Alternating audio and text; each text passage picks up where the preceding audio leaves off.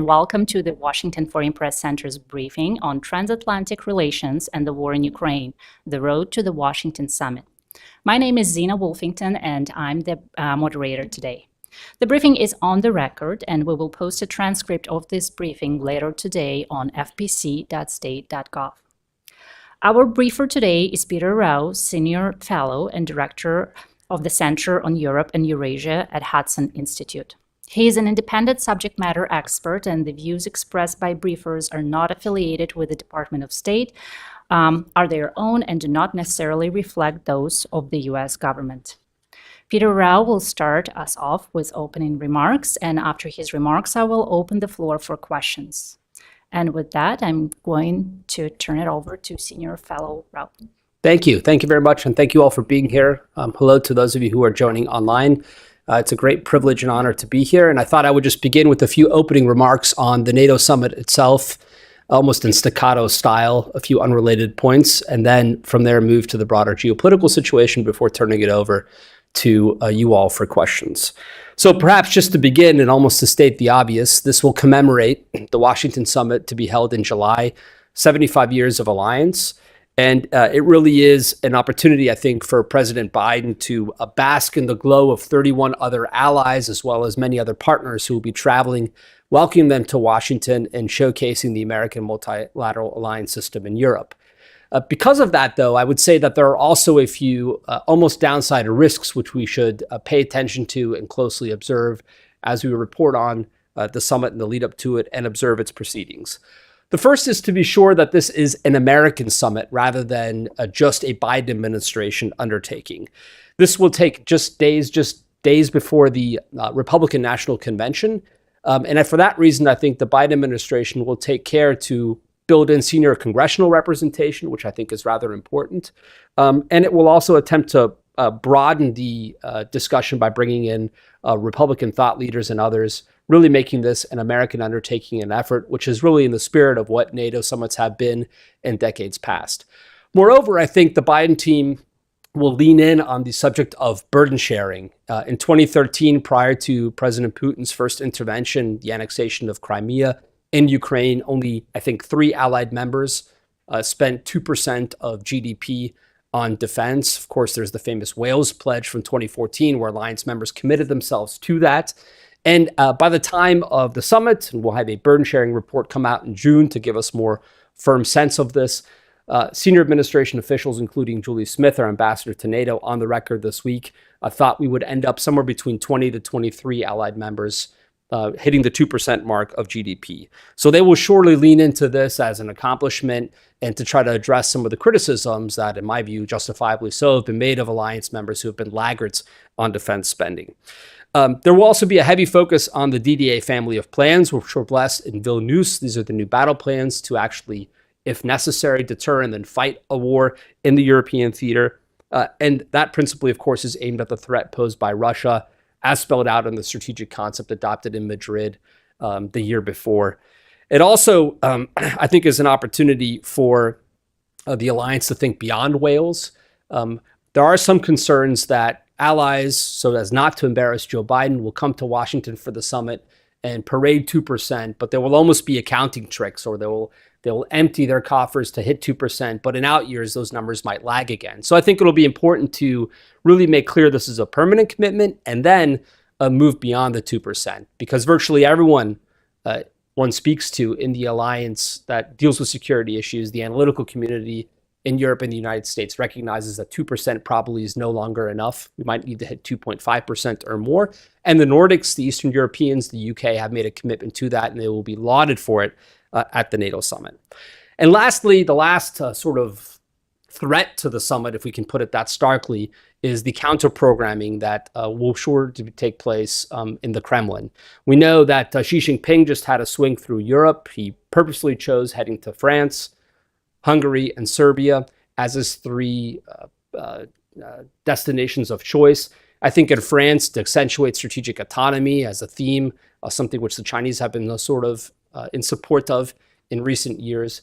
In Hungary, as a new economic hub, almost as a Trojan horse of sorts within the alliance. And in Serbia, which has also made some I think, rhetorical choices in recent years that give the Chinese hope that one can wedge the alliance through Europe. So those are, I think, a few areas that I would just mention: the importance of making this an American summit, the emphasis on burden sharing and actual spending, and lastly, counter-programming that we should be aware of. And in the category of counter-programming with President Putin, we already see the ongoing offensive around Kharkiv. There could be a push there. Or perhaps there'll be a new vector opened up where they try to attack Western supply lines from the north in the coming months. Secondly, I would say the summit's going to be dominated by the issue of Ukraine. And it's hard to get around that topic. It really is, I think, the crucial issue. But the White House would like to badly avoid the public spat that we saw at Vilnius last year. And I think it will try to dampen down disagreements within the alliance on Ukraine, principally through two means. The first is to try to convince those allies who are pushing for more of a forward-leaning posture on Ukraine that we need to show alliance solidarity as to convince Vladimir Putin that we are in it for the long haul. And then the second is they are already now lowering expectations. We just saw Tony Blinken in Kyiv. He gave an address at a university. And if you read between the lines, it's rather clear that membership is not going to be in the cards for Ukraine at the summit. We've heard that explicitly in background conversations with senior administration officials in recent weeks. And again, on the record, one or two senior administration officials have come out pretty bluntly and said, while negotiations are ongoing, there won't be a membership offer made. Instead, I think they will try to generate a positive headline coming out of the G7 in Italy next month on windfall profits attached to the frozen Russian funds. And then beyond that, try to wrap their deliverables at the NATO summit as a victory of sorts, as something that will constitute success. This is being described as a bridge to NATO.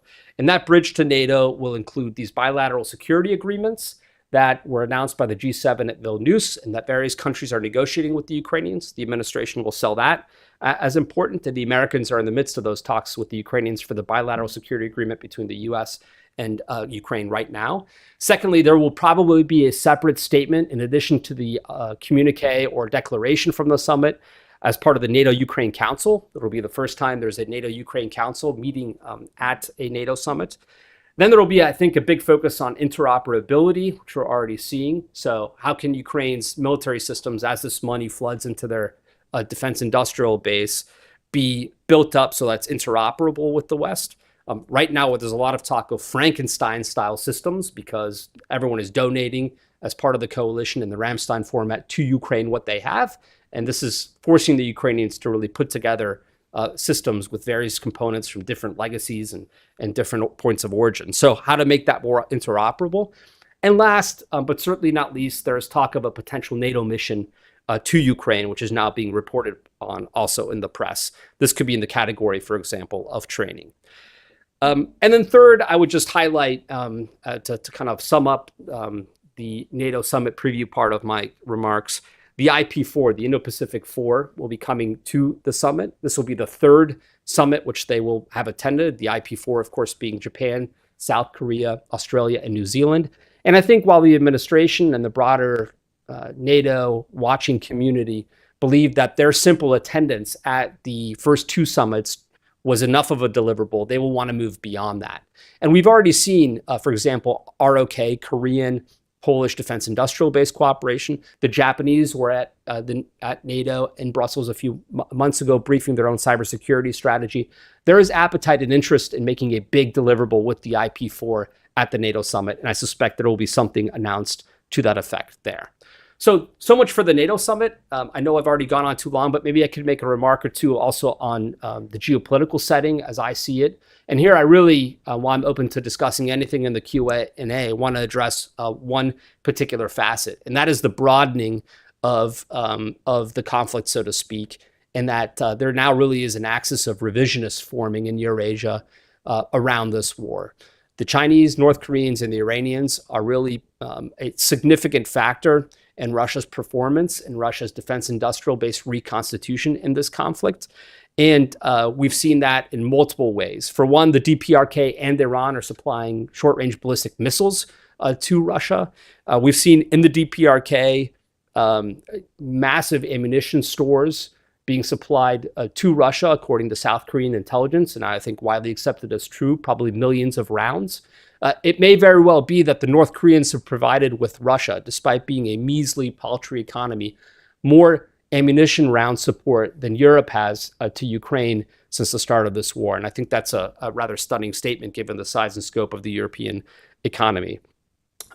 Moreover, the Iranians have been instrumental in providing Russia with a drone capability. There's now a joint facility established in Tatarstan where Russia is developing large numbers of drones based on the Shahed model, which the Iranians pioneered. This has played a crucial role in the war in Ukraine. And I think what is sometimes overlooked is that these are not just one-way transactions. We should ask ourselves, what are the Iranians and the North Koreans getting in return? And here, for example, it's notable that prior to President Putin and President Kim's meeting in September of 2023 in the Far East, North Korea had failed in multiple space launch vehicle attempts. After that visit, North Korea managed to successfully put a satellite into space. And I think there's a lot of speculation, including from the South Korean side, that Russian expertise in this area has proved decisive. For the Iranians, the drone cooperation also goes two ways. The Iranians have supplied Russia with large numbers of drones, but now the Russians are perfecting and advancing and improving those drones, and Iran will benefit from that. There's talk of an upgrade of Iranian missile defense systems. They have S-300s, which are Russian origin. Perhaps they'll get S-400s. They want advanced Russian fighters. You can imagine how this rings alarm bells in Jerusalem when we talk about an upgrading of Iran's missile defense system and a new fighter jet capability, just as Iran sprints to the nuclear threshold. So again, we are really in an era where the defense partnership between Russia, the DPRK, and Iran is potentially upgrading those rogue nations' defense military bases in an unprecedented fashion, in a scope and speed that we haven't seen before in decades. There was just recently, for example, a DPRK scientific delegation in Moscow. All of that, I think, should worry us tremendously. And then there is the PRC, which, of course, how can we not quickly make a point about that, given that President Putin is in Beijing and now traveling onward to meet with his Chinese counterpart.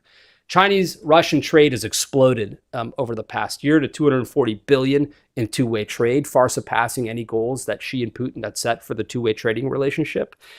This has signified a growth of some 25% from 2022 and almost 50% or 60% over 2021 levels. So huge advances in trade.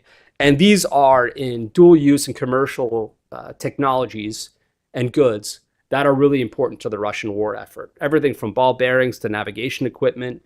My colleagues at the Center for Strategic and International Studies have a good report out on this issue, a variety of components, machine tools, microelectronics that matter for the Russian war effort. And as Chris Cavoli, SACIR, testified before the House Armed Services Committee in, I think, a month ago, the Russian reconstitution is taking place much quicker than any of us would have imagined because of the huge Chinese industrial and economic support. They are the customers for Russian oil that really have allowed Russia to sustain both revenues, which in turn fund its war effort, and outright military kit there. So with that, I'll just say on sanctions enforcement, I think the administration is trying to counteract this through four primary methods.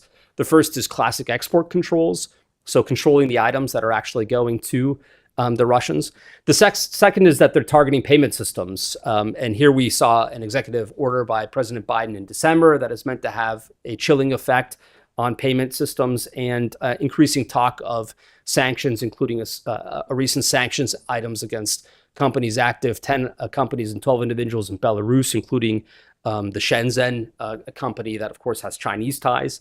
And this is attempting to, I think, crack down on the payment processes and systems that are utilized for two-way trade. Third is pressure on the PRC. We saw Secretary Yellen and Blinken in China recently, and Secretary Blinken publicly said he communicated to the Chinese, if you don't address this issue of sanctions evasion, we will, which is a rather stark message. And then the final, of course, is Ukraine's military attacks. Ukraine is degrading Russia's military in Ukraine and also some of its sources of revenue in Russia itself. And so those four means are ways the administration hopes to get at this issue.